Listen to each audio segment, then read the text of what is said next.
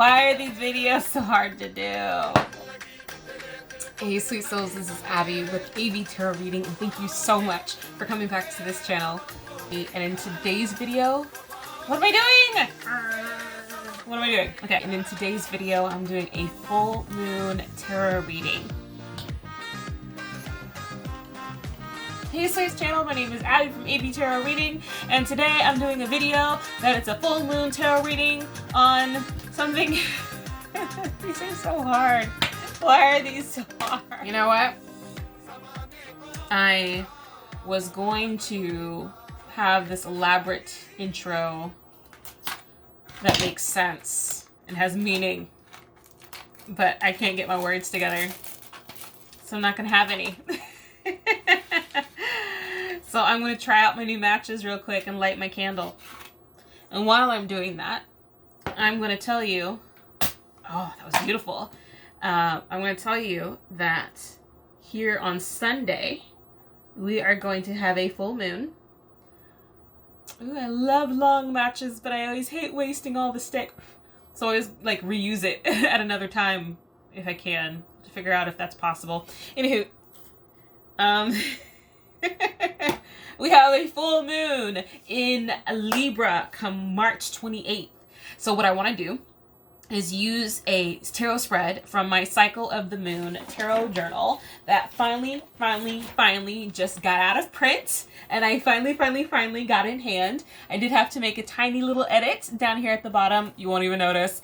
But I want to pull a spread out of here that kind of embodies some of that good cleaning energy of the full moon that offers a bit of balance, capitalizing on that need for Libra, or with that energy from Libra. So I'm going to scour my book to find us something good.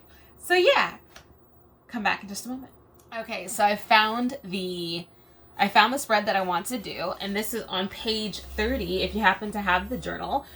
This is called Trimming Off Excess, or Trim Off the Excess.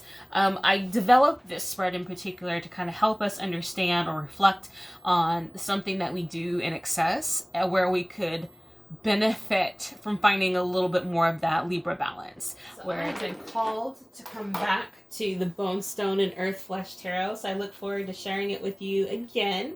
And it's been some time since I've had the opportunity to use it, and it just screamed for me. Just screamed. So if you haven't seen this deck before, it is a lovely set of cards that are just intense and beautifully done. God bless Avalon and Anna Turin for making these absolutely wonderful cards. So we are going to go back to the page. There we go. I love breaking spines. I do.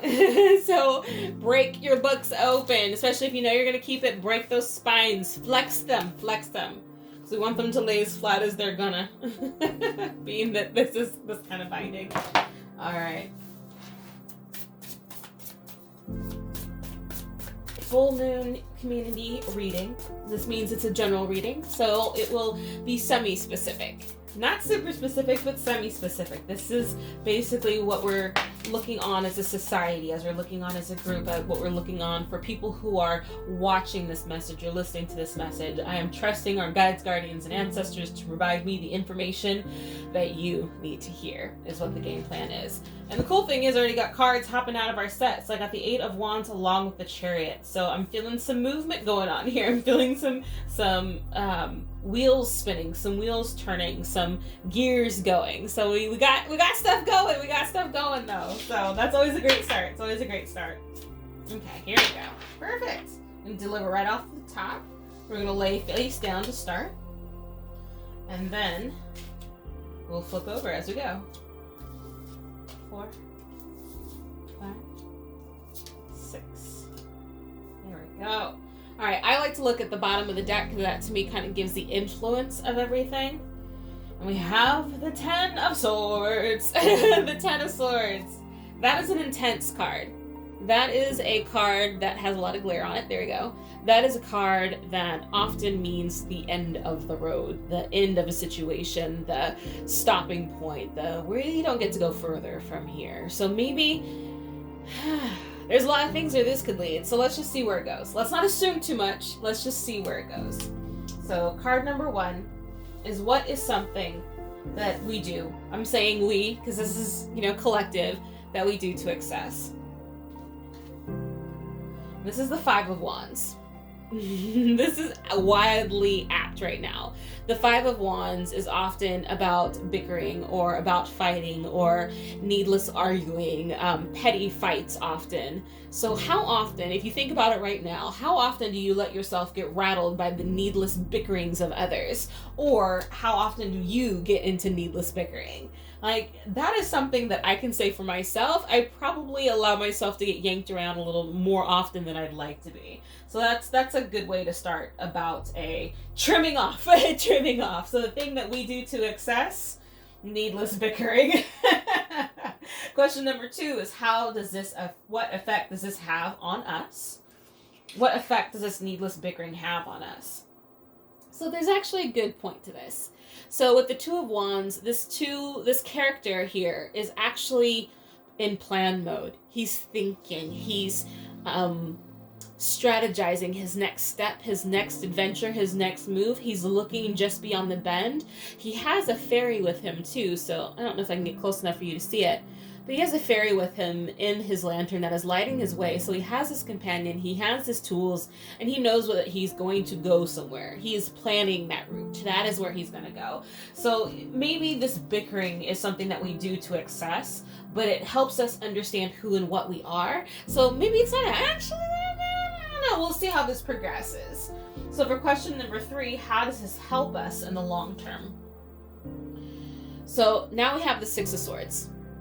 So we can get it in the shot. There we go. The 6 of Swords reminds us that, well, not so much reminds us. It really just shows us. It's the experience of leaving from where we were and going to where we want to be, where we get to be. And it's almost where we have to be, because where we were is no longer the same. We can no longer stay where we used to be. We now have to traverse somewhere else.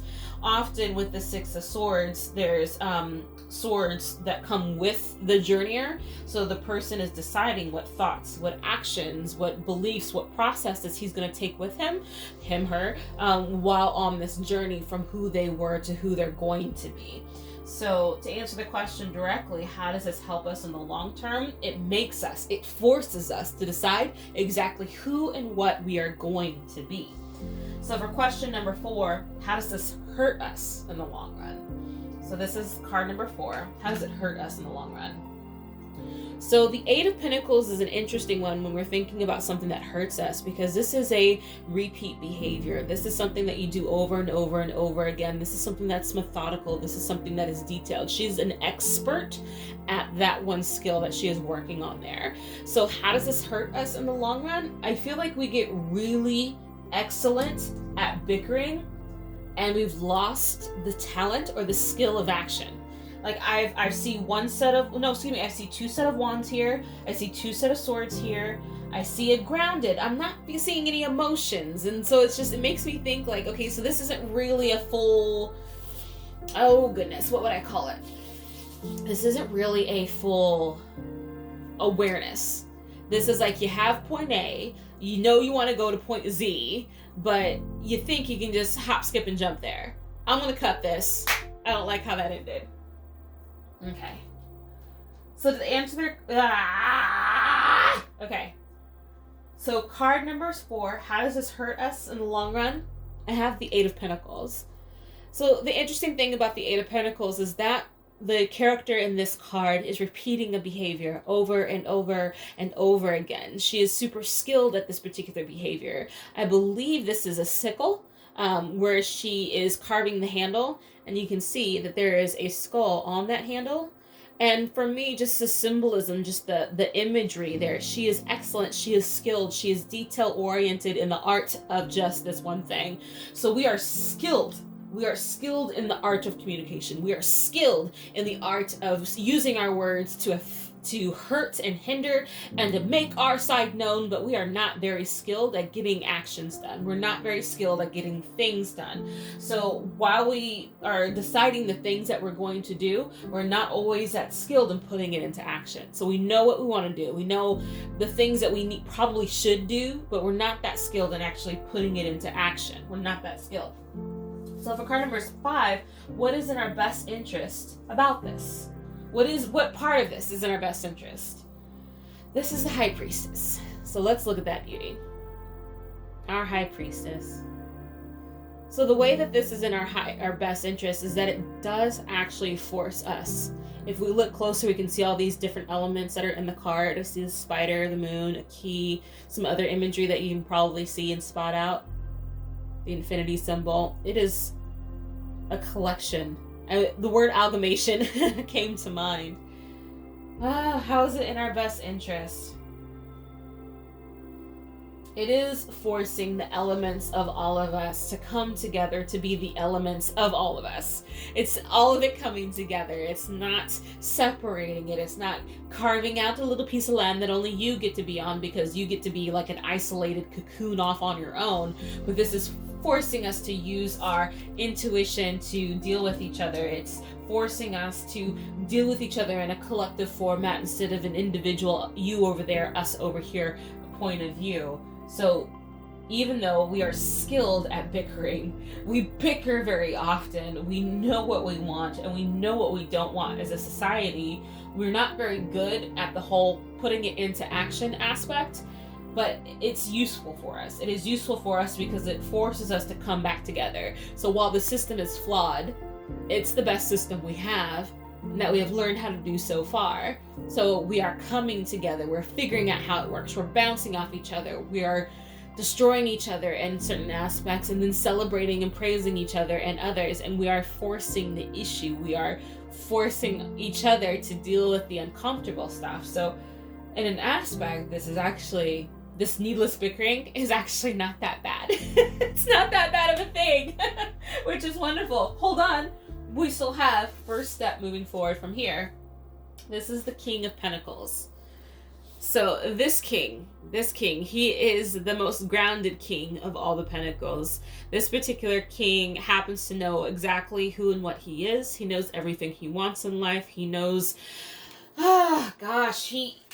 he doesn't even have to prove anymore. He just is. He is. So the first step in moving forward is actually being that embodiment of that energy of being exactly who and what you are. Maybe not necessarily engaging in the needless bickering, but just being settled, being grounded, being tangible, being grounded, rooted is a better word, in who and what you are. Being grounded in who and what you are. So yeah, I'm trying to touch base with my intuition real quick, see if there's anything else that we need to know. I'm going to pull additional 3 cards because I don't want to be done yet. All right, is there anything else we need to know? All right, anything else we need to know? Moving forward in this cycle. Anything else that we need to do moving forward in this cycle, referring to the moon cycle. We have the Wheel of Fortune. We have the 4 of Pentacles. We have the Tower. We have the Queen of Pentacles down here at the bottom. So the feelings that I'm getting, first of all, is remembering our elders, remembering to reach out to the people who have lived the longest in our society because they have the wisdom of age. They have the wisdom of time. They have wisdom that us youngins don't have. It does not matter how technologically advanced we are or how spiritually evolved we think we have become. There is something to the wisdom of our elders that is irreplaceable. Just because they've existed for so long, they have done something right. So take a moment to remember her face. Remember your elder's face. Maybe go find a picture of your grandmother or your mother or your mother's mother and reconnect with her. Talk to her image or talk to her directly and ask her about how she would have handled the time in which she was in, what she did when she was our age. Reach out to them and commune with our elders and our ancestors. Let me show you the cards that came out. So I have the Wheel of Fortune, the Threads of Fate. Oops, there we go. I love those ladies. Oh my gosh, I wish I could tell you more. I just love those ladies. This was the Four of Pentacles. To me, she is holding on to the daydreams of the way things were, not necessarily how they are anymore. And then we have the Tower. This is a hard card often, especially when we think of ourselves in the United States. This is a bald eagle. This bald eagle used to be strong, and now he is chained. Now he's hurt, he's broken, he's battered, but he is still alive. So he still has power there. I bet you anything he is strong enough to break his own chain. Actually, it looks like rope. It doesn't even look like chain. He can totally break that then. Oh, I love that, knowing that now. Because I remember when I first saw it, I thought it was a chain and I felt so bad.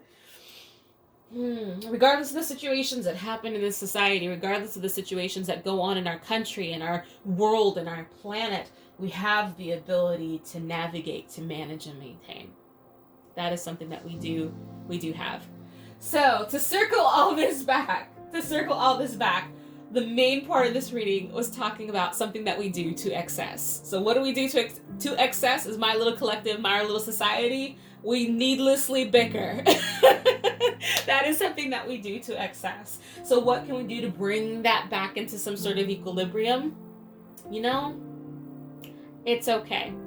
We're going to keep needlessly bickering, even if it's needless, because it's forcing us to confront aspects of ourselves that we have not in a very long time. So let's not worry about trying to trim this off. Let's keep going. Good night.